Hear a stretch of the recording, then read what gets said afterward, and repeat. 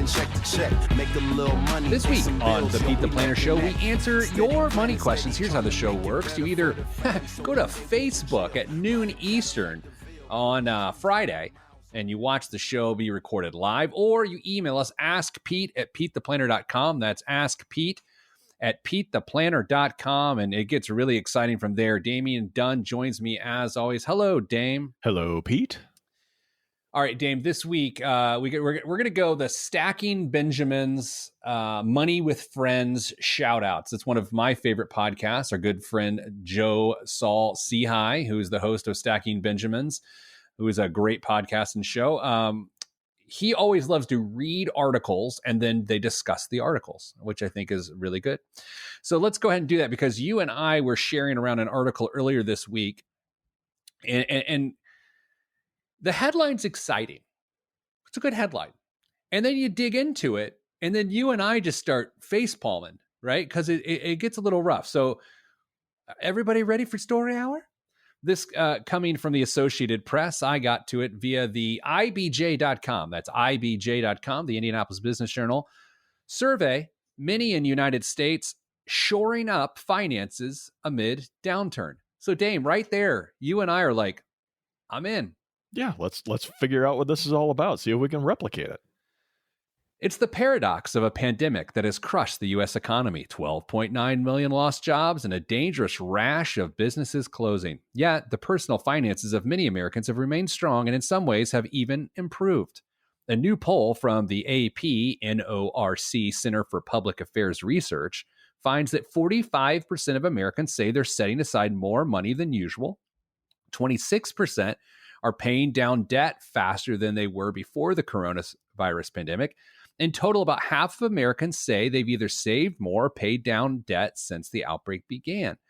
The findings highlight the unique nature of the current crisis. Now, I'm going to jump ahead and because I want to get to the heat of what has really been bothering me.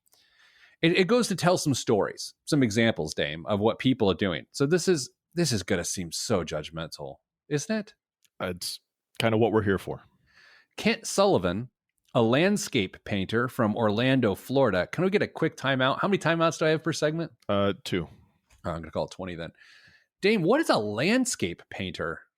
If I had to guess, did it say he was in the Southwest as well? He is in Orlando, Florida. It might work out. Places where grass tends to die, you hire somebody to come in with a giant spray painter and paint your grass green. That's my guess. All right. Okay. Kent Sullivan, a landscape painter from Orlando, Florida, has been making extra mortgage payments. The 68-year-old and his wife received $1,200 in direct government payments and hope to own their home free and clear within 18 months. Everything goes into extra mortgage payments, he says. As an artist, it's feast or famine. You never know if you're going to get a big commission or if the gallery does well. Okay, Dame, this makes no sense to me. Here's what I love. I love when people decide to really care and pay attention and to put all this extra effort and energy towards their finances. But my man, there is a right way and a wrong way to do it. You don't get flexibility and shoring up your finances by making extra mortgage payments during a pandemic. You're right. And I'm going to get back to that. But I just realized what a landscape painter is. Oh, they instead of painting portrait, they do landscape? Yeah. No, actually, they go out like they sit at the Grand Canyon and they paint the landscape on canvas. That's my guess. That's my second guess. I think that's the better guess. So anyway, you wanted to make this about art and not about the advice. I appreciate that. Yeah, well, it's more intriguing, I think, than anything that we're going to have to say. So flexibility. No, you don't have any flexibility. And I think the one thing that this all hinges on, and it's something that it seems like we've come back to maybe more than we have in the past in the last 6 months, is what's this guy's emergency fund look like? If he's got the emergency fund, maybe you can do this. Try and free up some cash flow in the next 18 months. I mean, he's an older gentleman, if I remember correctly. Try and free up some cash flow going into retirement, although I don't think artists ever really retire. Maybe I'm wrong. But maybe there's a reason to do this if the emergency fund is there. See, I think I think the popularity of personal finance superstars like Dave Ramsey have got people thinking that paying off your mortgage very quickly always makes sense. Now, I will say, not having a mortgage, I think, is really good at the right time for the right person in the right moment. But I definitely think in the last 15 years, just the cultural movement towards to have security, I don't want to have a mortgage payment. It's really overblown and oftentimes doesn't actually apply to the particular situations in which people try to employ it. Living costs, housing costs are going to be a part of your budget for, well, ever. Whether you're paying rent, whether you've got a mortgage, whether you've paid off the mortgage, but you still have those pesky taxes and insurance payments, there's always going to be something there. So you have to make sure that you've got that room in your budget. Now, is there times in your life where it's more accommodating to not have that mortgage payment? Yeah, absolutely. Retirement, when you can reduce those expenses as much as possible, retirement's a great time not to have a mortgage payment or a rent payment. But to say you're going to get rid of all of your expenses at some point in your life, that's just not going to happen. You're always going to have those housing costs.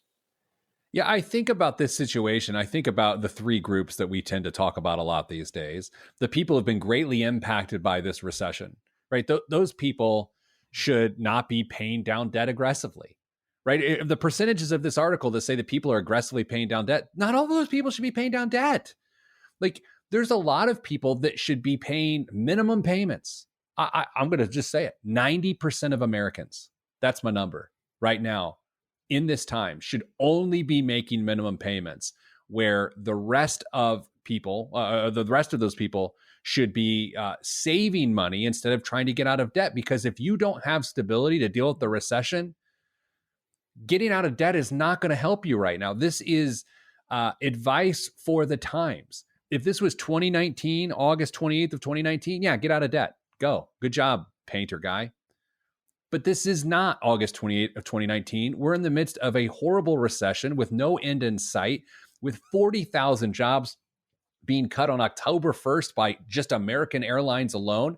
You're talking about a recession that takes us like this, and then October 1st hits, it's going to dive even deeper until we figure out the joblessness problem in this country. So the idea of getting out of debt right now makes zero sense to me right now. Pop quiz. Isn't that from Lethal Weapon? What? Speed? Pop quiz, hot shot. What is it? Speed, isn't it? Oh, yeah, Dennis Hopper. Yes. Yeah, go ahead. Say it. Are you purporting that you think only 10% of Americans have an emergency fund, an established and funded emergency fund? I think only 10% of Americans have 3 months expenses set aside. Okay. What do you think? High or low on that? I think you might be a little low. I think there's a vast number of people out there that are, vast, maybe a little strong, but I think there's a fair number of people out there that have quietly done well and prepared for situations such as these, and they just don't talk about it. And so they're ready to go. Now, if it came back, it was only 10%, I wouldn't be shocked, but at the same time, I wouldn't be surprised to see that number a little higher either. Let me rephrase that. I'm using 3 months expenses as the very 30,000 foot view of stability. Mm-hmm. I'm going to say only 10% of people right now are stable from a financial standpoint and from a employment and income standpoint. Okay. I'm going to go 10% of working Americans. Okay. I think that's a little closer to reasonable. So here, let's do this. Nice. This is my first day on the radio. Dame, let's take a break. Coming up after the break, let's hit my USA Today column for the week. It's a tough one. Oh boy, that one hurt. And then we're going to go ahead and hit questions from Facebook Live in the third segment. You're listening to the Pete the Planner Show here on the Pete the Planner Radio Network. And yeah, I just made that up.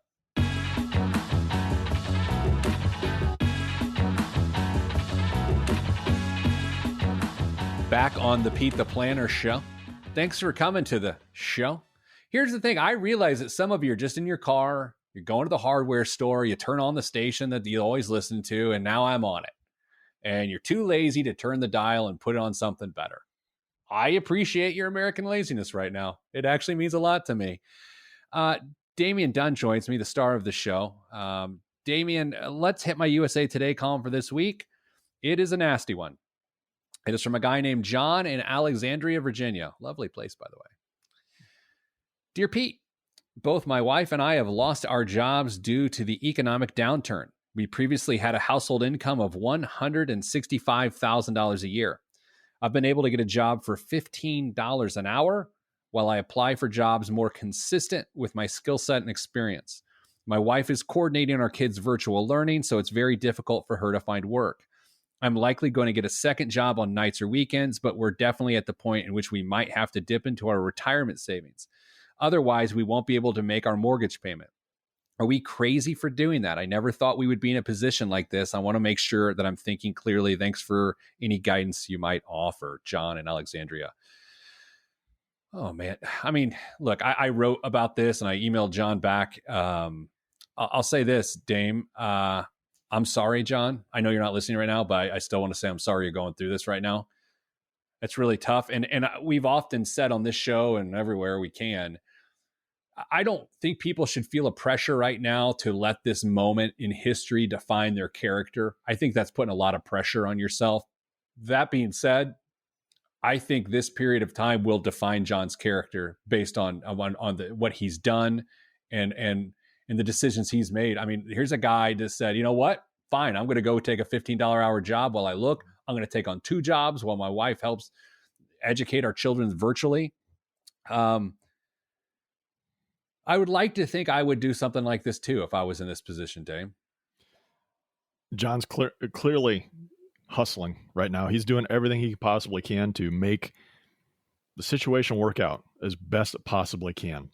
And he is faced with some inevitably hard choices that countless people are facing as well. We've and I say we as in people in the wellness and finance industry have, I think, had a really consistent message over taking withdrawals out of your retirement account for any reason other than retirement, to the point where we've made it almost a taboo or a don't go there. Now, that message isn't always listened to or heeded, but there comes a time when you don't have much of a choice. You can't go to the bank to get money that you can't pay back to pay a debt that you can't originally pay in the first place. So you're forced to look at the resources that you've got. In this case, it might be a retirement account. And thankfully, I guess the government in this situation has had the foresight to make this a situation that you might be able to correct if things get turned around. Right, Pete? Yeah. So I think generally speaking, I'm with you. You and I are just shouting from the mountaintops. Don't take 401k loans or withdrawals prior to retirement. I mean, I feel like I've said it once a week for the last 20 years, minus the last 6 months. But sometimes it's what's appropriate. You know, I think that's what's wild about a pandemic, a recession, a civil unrest, and everything else we're all coping with right now is sometimes all the rules that have always applied no longer apply. And this is one of those situations. He won't have to pay a 10% penalty because of the CARES Act. He can take up to $100,000 withdrawal without penalty, and he'll have 3 years to pay the taxes on whatever he takes out. And Dame, let's say he decides to make a withdrawal and then his fortunes change and he is able to find reemployment at the right income level. Then he can just put the money back into the retirement plan and he'll be fine. I think it's, when I read this email from this guy, I thought to myself, okay, here's a guy that has done everything right. You know, that seems like a well thought out, planned out guy. And now he's up against something that he never expected, he never deserved. I even read into it that he's blown through his emergency fund in this last 6 months. I mean, that's what I took away from it. He didn't say anything about it, but that's my guess, having done this for a while. So now he's to the break glass in case of emergency amount of money. And I think he should absolutely, after contacting his mortgage company to make sure that they don't have any sort of assistance program. It's funny how often people skip that step, Dame. So whether someone has an FHA mortgage or conventional mortgage, they got to call, right? Yeah, you aren't doing yourself any favors if you don't make a phone call and just ask. Tell them, this is a situation I find myself in. we're going to get you paid one way or the other, but man, some relief would help us out tremendously. And if they've got a program, good for you. I always find that people put a lot of pressure on that call and they feel the need. It's very strange, and this is anecdotal. They feel the need to embellish their pain to justify their call. And I think that ends up getting them in trouble. I think you have to understand your bank does not want to foreclose on you. They don't want to do a short sale. They don't want to do any of that stuff. They want you in the house. So they're on your team. You have to be honest with them, especially if you're seeking their assistance. So don't slow roll them with info. I know a lot of times we view banks to be our enemies or our adversaries, but I think in this situation, John's got to call up and be like, hey, here's where I'm at. I've blown through my emergency fund. Can we do any sort of forbearance for a few months or something? If he has an FHA, he'll absolutely be able to do that. He'll get a 180-day reprieve. And if that doesn't go well, or his life isn't going well after that, he can get another 180-day reprieve for a total of, I did the math, just short of a year, 360 days for you. And Dame, after he has done that, vanquished those opportunities with his bank, then yes, I think he should absolutely take a 401k withdrawal, knowing that it will compromise his long-term stability. But this is the situation he is. What other choice does he have? Short of selling the house and maybe moving into a smaller place with the equity that he may have available, probably not much. This is what is in front of John and his family at this point. And it's nothing that they should be ashamed about right now at all, because these are circumstances beyond their control. They've still got some options with the 401k money to see if they can get through the situation that they find themselves in. So the one thing I would say is that don't let the vision of your future that you had a year ago stop you or impede you from making this decision, because plans change all the time. And though you thought you might have everything laid out and planned down to a T, stuff's changed now. And if that means that you have to make a previously unthinkable decision of taking money out of a 401k to make ends meet, to make it work right now, you probably should, if that's what it comes down to, and don't look back. Have that plan, hopefully in the future, to replace that money or make the changes necessary to get back to that original plan, whether that's reimagining your budget or maybe working a little bit longer. But we're all making changes right now, and some changes that we never thought we'd have to face. Dame, I want to explore something when we come back. We only have a minute left, and I don't think I can get everything out I need to say about it. But here's the concept, and we'll stew over it during the break. And it's only about a 90% complete thought. So I think it's the 10% incompletion of the thought that will likely have me alienate people and embarrass myself. But here's the idea. There are certain people in our society that have dealt with financial burdens for a very long time. And so therefore they are hardened. They are hardened and they can deal with it. There are other people that have made all the right decisions and are not used to financial adversity, and it is now upon them and up in their face. And I think that those people are really struggling right now. And I'm not comparing the two and say one's worse than the other, but I think that second group is dealing with some emotions and some head garbage that they're not used to. So we're going to explore that after the break. And then we're going to hit Daniel's question. Daniel from Facebook got us a great question. So we'll do that next on the Pete the Planner Show. I'm Pete the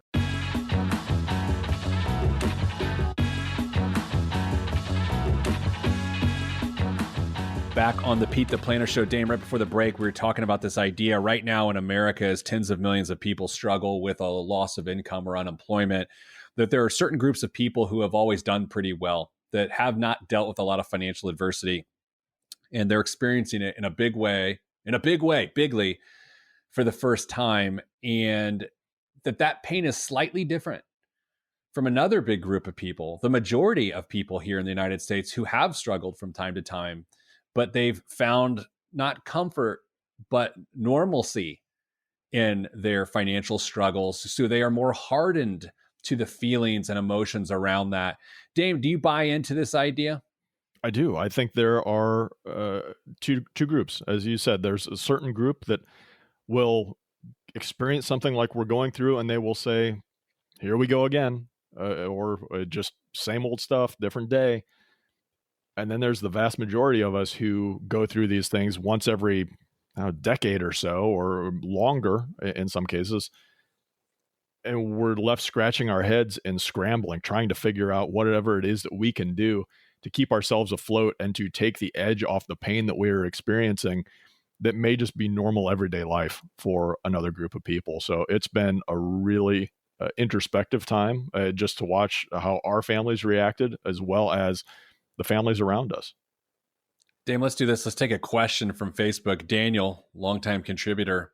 My wife is a teacher in Indiana, has a 403B through work. You know what? Maybe occurred to me. Maybe he doesn't want his information up there. What the hell's wrong with me? Jeez, Daniel. Sorry. Anyway, my wife's a teacher in Indiana, has a 403B through work that has pretty high fees. We just finished paying off her student loans. And our oldest just got out of daycare. So we're suddenly feeling very rico. That's rich in Spanish. Expenses just dropped by about $1,000 a month. Should we throw those monthly savings into a Roth IRA for her until we max it out? We make about $90K combined, so our taxes are pretty low. So I feel like the post-tax makes the most sense. What do you think? I love it. Daycare Rico. Dame, you know me. That's one of my favorite weird realities of having kids in daycare is when they leave daycare and now you've had years to part with this monthly amount that you are so used to not living on, and then it becomes available, and what you do with it can make all the difference in the world. So, Dame, what's your favorite direction for that? Thanks, totally. Daniel, by the way. Whatever you do, whatever you do. That was funny. Don't absorb that money back into your lifestyle. Is that the hardest I've ever laughed at you? On air, yeah, I think so. Oh and my people God, that got was to watch. funny. I have people that know that you laughed at me now and saw it and heard it. So whatever you do, don't absorb it back into your lifestyle. Roth IRA, fantastic idea. The one that we kind of fall back to, paid spokesman sitting to my right, I guess, on the screen. Collegechoicedirect.com. So look, if you always assign money to your kid, at one point in time, you're paying for some mild stranger to change your kid's diaper and to give them snacks a couple times a day. No offense, daycare. To do that. And then when the kid's in school, why not use that same amount of money to fund their college education? So I say, Daniel, do both. Put $500 a month into the Roth and put $500 a month into a college savings plan, because theoretically, if you've been paying $1,000 a month for daycare for the last 4 or 5 years, you likely have not been funding their college education to the extent of which you should have, or, so now it's time to crank it back up. And that's what I would absolutely do. $500 a month to $529, collegechoicedirect.com. That is not a paid advertisement. That was, and then $500 to the Roth. What's that $500 a month come out to for an annual contribution there, Pete? That's $6,000 to the Roth, which might just happen to be the contribution limit. It's magic sometimes. And then, by the way, if I believe Daniel to be in Indiana, he's going to get $1,000 tax credit by putting $5,000. He'll be putting $6,000 into the 529. But after you put in $5,000, you get 20% tax credit. You get an additional $1,000. So that $12,000 of cash flow turns into $13,000 of cash flow at tax time. For a moment here, I felt like our show just felt very real and helpful. Can we do it again?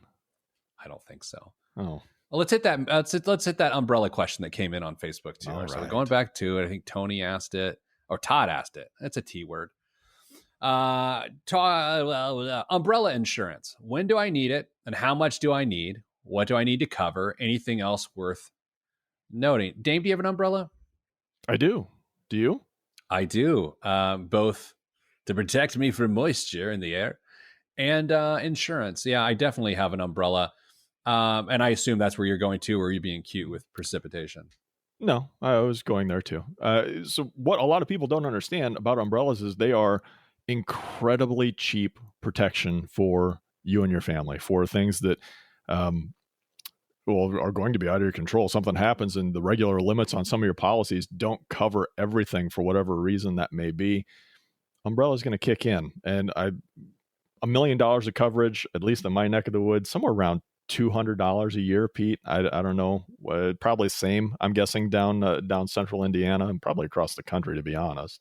I think we paid $278 or something like that for at one point in time for $1 million umbrella. Here's how I always think about it. And by the way, this is going to be a huge mischaracterization of how they work. Oh, these are the best.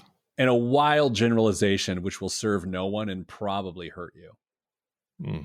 It's sort of what I've made my living on. I like to think of it this way.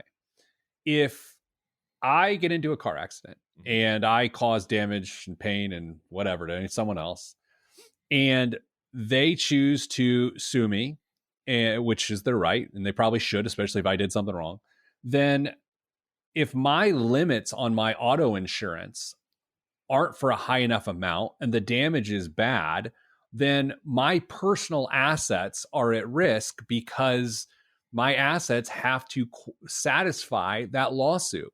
But if I have this additional protection of an umbrella policy, it protects my assets.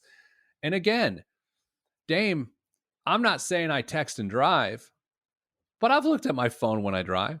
I mean, I've been distracted. I got loud kids that won't quiet down or wear deodorant from time to time. And so it's like, hey, what if I accidentally do that? And then it's not that far out of the realm of possibility.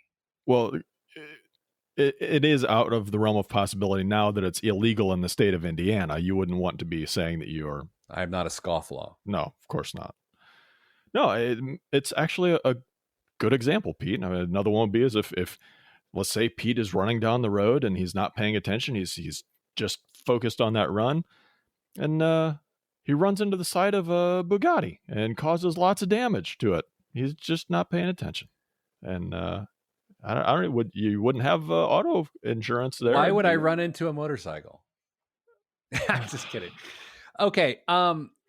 The other side of this too, I think it actually digs to a deeper part of the question of how my sensibility personally has changed over the last few years. My relationship with my insurance agent, just in general, is very important to me. And I mean, I now list my age as I really like my insurance agent. I don't think people understand, okay, in your 20s, no one gives a rip about insurance. They just don't. You're invulnerable and whatever. And then I also think it's this idea of, I feel like I have a lot to lose. I have a lot to risk. And number one, I want to protect my family. I love great advice. My insurance agent gives me the best advice for me. So sometimes when people call those 1-800 numbers or buy insurance coverage online, I just don't think you get the guidance you need. You're more or less paying the same price anyway. Get an insurance agent and take the time to talk to them. I'll tell you, in my 20s and early 30s, Dame, when I would talk to an insurance person, I always keep my guard up because I didn't want them to sell me more stuff. Now, we finished our conversation. I'm like, all right, man, what else do I need? That's how my sensibility has changed around insurance. Sucker. I am. No, I mean, insurance agents, realtors, a good banker, all these professionals, super important to you. Coming up after the break, the biggest waste of money of the week here on the Pete the Planner Show. Also, some current events. Those are things that are events that are current. I'm Pete. This is the show.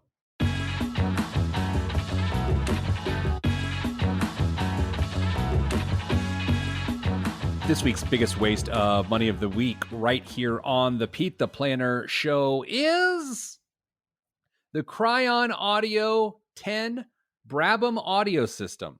Brabham Automotive and Cryon Audio both have a high value for immersive experiences. And while the worlds of audio and automotive cross paths frequently, they rarely collide for something this impressive. The new audio system borrows some of the style and power found in the BT62 supercar and harnesses it into a handmade setup crafted in Australia that can take up to 6 months to build.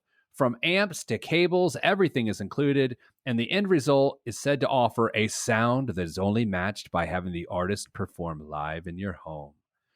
Okay, so Dame, this is a speaker, or it's a system. It's an audio system. What do you think a speaker that gives you the experience of the performer being in your home, what do you think that costs someone? Well, there's a couple different ways to go with this. I mean, I know people love their music and they love their audio and speakers and home setup.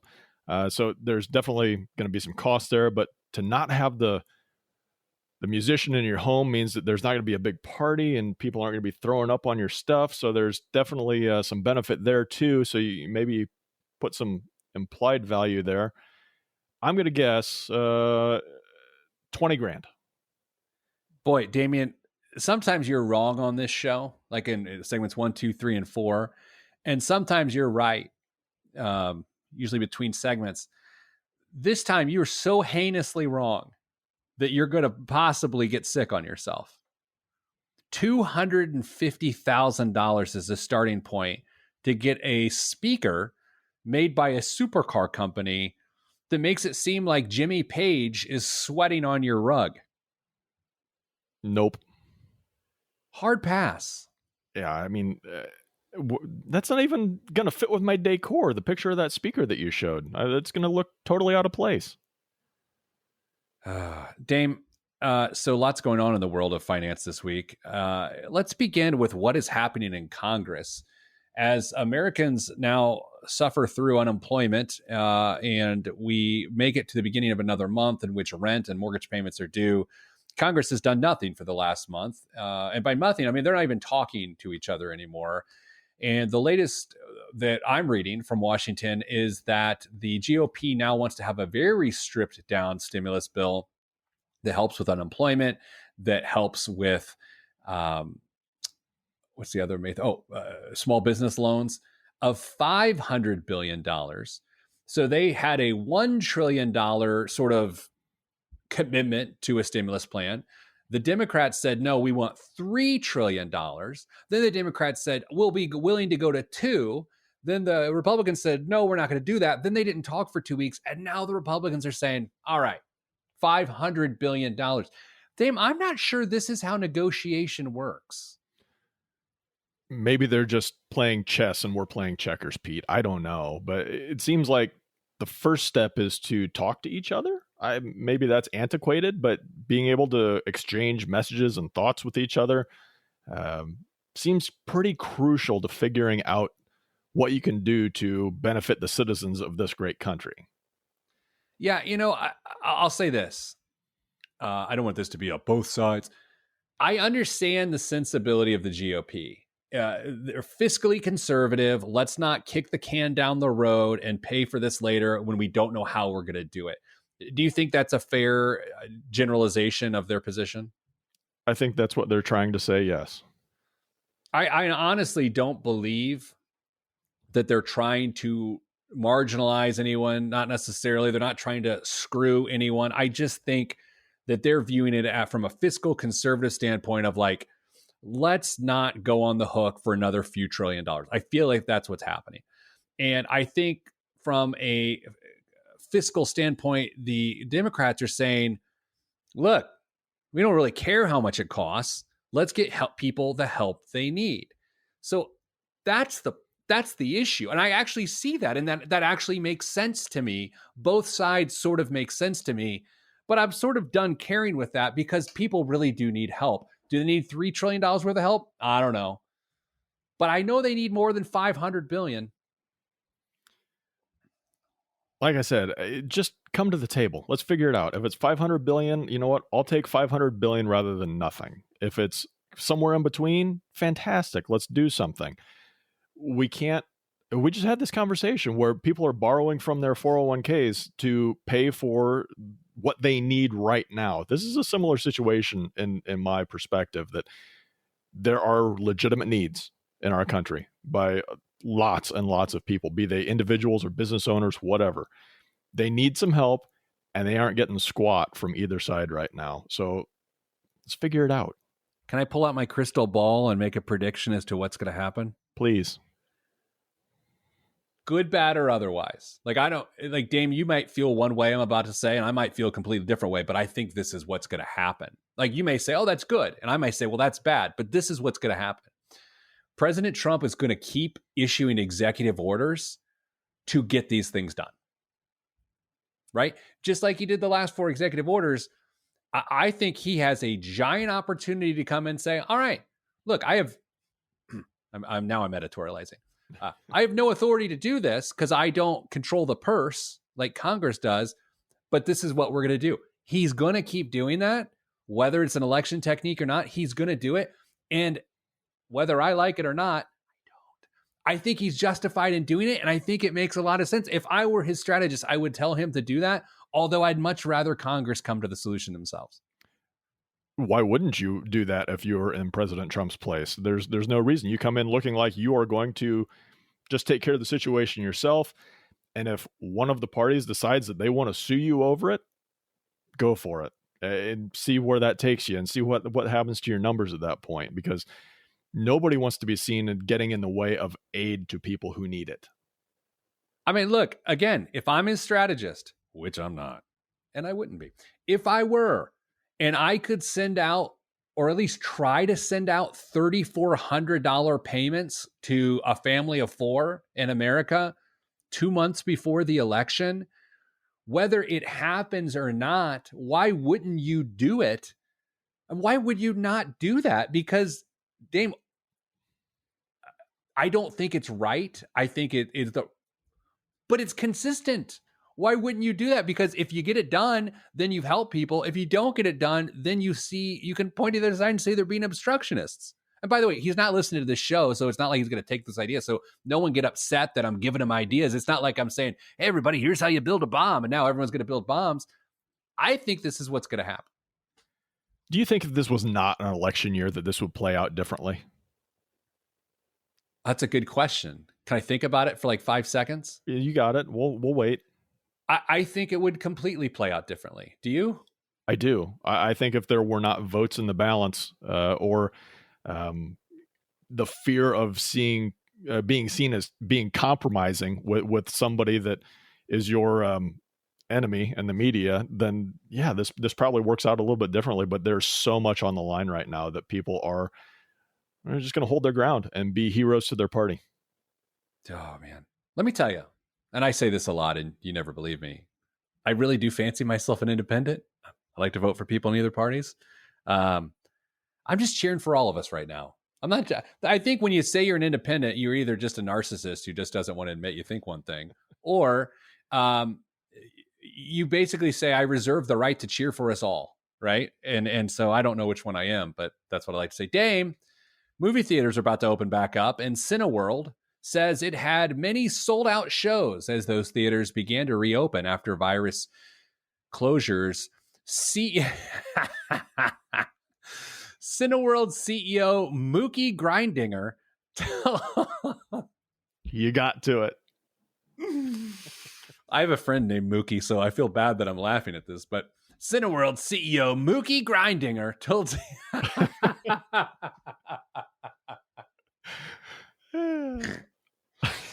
Oh my God. All right, here we go. It's the night. Oh, our show's over. Oh, we have 5 seconds left in the show. All right. Thanks for listening this week. I gotta go. We'll see you next week right here on the Pete the Planner Show.